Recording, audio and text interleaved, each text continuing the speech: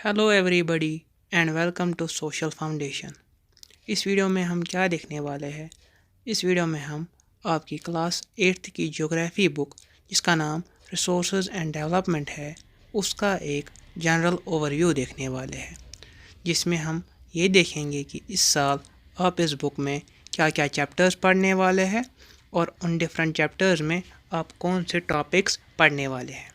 तो सबसे पहले अगर हम बुक का नाम देखें जो कि है रिसोर्सेज एंड डेवलपमेंट, तो इससे हमें समझ आता है कि इस साल हमें इस बुक में डिफरेंट टाइप्स ऑफ रिसोर्सेज के बारे में पढ़ना है और उनसे हम अपनी सोसाइटी और अपनी नेशन की डेवलपमेंट कैसे कर सकते हैं उस चीज़ के बारे में हम पढ़ेंगे। तो चलिए देखते हैं कि इस बुक में इस साल हमें क्या क्या चैप्टर्स पढ़ने हैं। सबसे पहला चैप्टर जो हमें पढ़ना है वो है चैप्टर नंबर 1, इसका नाम है रिसोर्सेज। इस चैप्टर में हम क्या पढ़ेंगे? इस चैप्टर में हम पढ़ेंगे कि रिसोर्सेज क्या होते हैं, कितने टाइप्स के होते हैं, जिसमें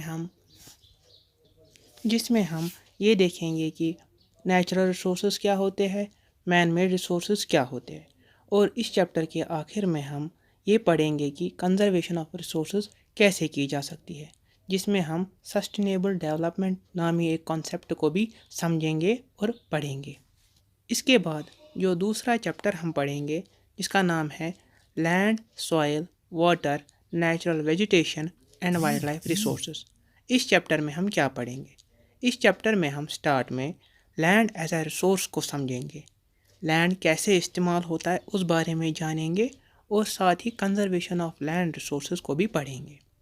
उसके बाद हम इस चैप्टर में सॉइल को पढ़ेंगे एज ए रिसोर्स, उसके रिलेटेड जो फॉर्मेशन कैसे होती है सॉइल की, कौन कौन से फैक्टर्स सॉइल फॉर्मेशन को इफ़ेक्ट करते हैं वो समझेंगे, जानेंगे, और इसके अलावा सॉइल डिग्रेडेशन और कंजर्वेशन ऑफ सॉइल को भी हम अच्छे से डिटेल में पढ़ेंगे।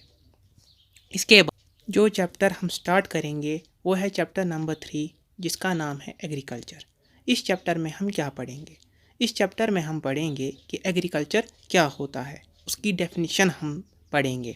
साथ ही हम फार्मिंग के बारे में पढ़ेंगे कि फार्म सिस्टम होता क्या है और कितने तरह की फार्मिंग होती है, यानी टाइप्स ऑफ फार्मिंग क्या है, जिसमें हम प्लांटेशन एग्रीकल्चर के बारे में पढ़ेंगे, सबसिस्टेंस फार्मिंग के बारे में पढ़ेंगे और different types of farming systems को समझेंगे। उसके बाद हम इस चैप्टर में मेजर क्रॉप्स के बारे में जानेंगे, जिसमें हम राइस, कॉफ़ी, वीट के बारे में जानेंगे कि ये कहाँ उगते हैं, इनके लिए कौन कौन सी क्लाइमेटिक कंडीशंस होनी चाहिए और ये कौन लोग इस्तेमाल करते हैं। और इस चैप्टर के आखिर में हम एग्रीकल्चरल डेवलपमेंट के बारे में समझेंगे, जिसमें हम डिफरेंट जगहों के फार्मर्स के बारे में पढ़ेंगे कि एक इंडिया में कैसे फार्म होते हैं और साथ ही यूएसए में भी कैसे फार्म होते हैं। उन दो के दरमियान हम एक डिस्टिंक्शन देखेंगे, क्या डिफरेंसेस है साइज़ में, वहाँ क्या उगाया जाता है उन क्रॉप्स में, वगैरह वगैरह। इसके बाद जो अगला चैप्टर हम पढ़ेंगे वो है चैप्टर नंबर 4 जिसका नाम है इंडस्ट्रीज़। इस चैप्टर में हम क्या पढ़ेंगे? इस चैप्टर में हम पढ़ेंगे कि इंडस्ट्रीज़ होती क्या है, क्लासिफिकेशन ऑफ इंडस्ट्रीज़ हम पढ़ेंगे, जिसमें हम मटेरियल के बेसिस पे, साइज़ के बेसिस पे हम देखते हैं कि टाइप्स ऑफ इंडस्ट्रीज़ कौन कौन सी है, जिसमें मिनरल बेस्ड इंडस्ट्रीज़ आ सकती है, प्लांट प्रोडक्ट बेस्ड इंडस्ट्रीज़ आ सकती है, लार्ज स्केल और स्मॉल स्केल इंडस्ट्रीज़ भी इसी में हम पढ़ेंगे और समझेंगे।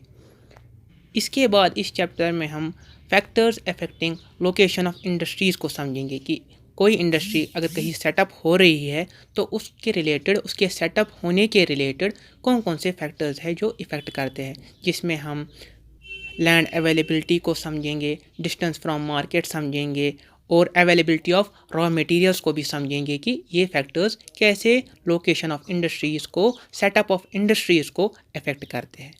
इसके बाद इस चैप्टर में हम कुछ इंडस्ट्रियल सिस्टम्स को समझेंगे और कुछ रीजन्स भी जानेंगे जहां इंडस्ट्रियल रेवोल्यूशन और इंडस्ट्रियल डेवलपमेंट काफ़ी अच्छे से और काफ़ी तेज़ी से हो चुकी है।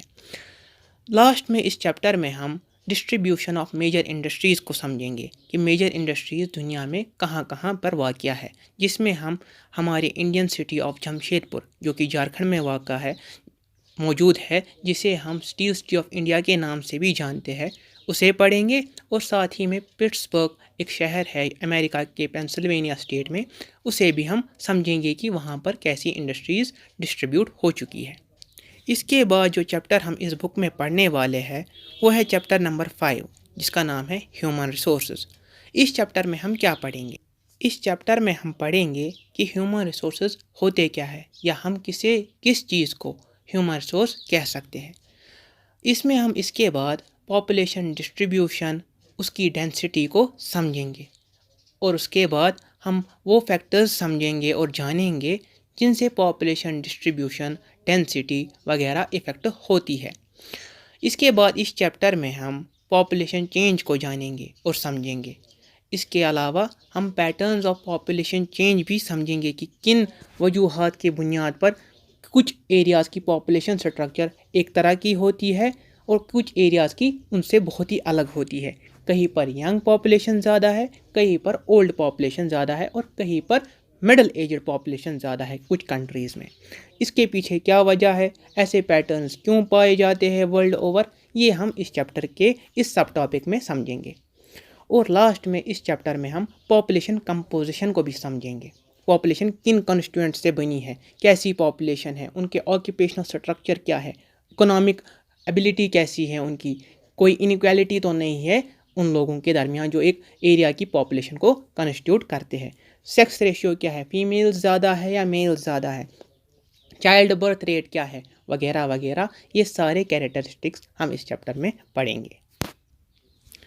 तो इस तरह आपकी क्लास 8th की ज्योग्राफी बुक का ये ओवरव्यू कंप्लीट होता है। ये ओवरव्यू देना इसीलिए ज़रूरी था ताकि आप समझ सके कि इस साल हमें इस बुक में क्या क्या चैप्टर्स पढ़ने हैं और उन चैप्टर्स में कौन कौन से सब टॉपिक्स या टॉपिक्स पढ़ने हैं, ताकि हमें एक जनरल आइडिया हो जाए कि हम इस साल इस बुक में क्या पढ़ने और समझने वाले हैं। अब आने वाले वीडियोस में हम एक एक चैप्टर को सिस्टमैटिकली कवर करने वाले हैं, हर एक सब टॉपिक को डिटेल में पढ़ने वाले हैं और समझने वाले हैं। अगले वीडियो में हम चैप्टर नंबर 1, जिसका नाम रिसोर्सेज है, उसके इंट्रोडक्टरी वीडियो लेक्चर के साथ शुरुआत करेंगे, जिसमें मैं आपको रिसोर्सेज चैप्टर की जनरल थीम और अंडरस्टैंडिंग समझा दूंगा। उम्मीद करता हूँ कि आपको ये वीडियो लेक्चर और अपनी ज्योग्राफी बुक का जनरल ओवरव्यू समझ आया होगा। आपको ये वीडियो लेक्चर पसंद आया तो वीडियो को लाइक और अपने दोस्तों के साथ शेयर करिएगा, और साथ ही साथ सोशल फाउंडेशन यूट्यूब चैनल को सब्सक्राइब भी करिएगा। अगर कोई डाउट होगा तो कमेंट सेक्शन में ज़रूर बताइएगा, मैं पूरी कोशिश करूँगा आपके हर डाउट को आंसर करने की। मिलते हैं आपसे अगले वीडियो में, तब तक के लिए stay safe, stay connected, keep learning. Thank you very much.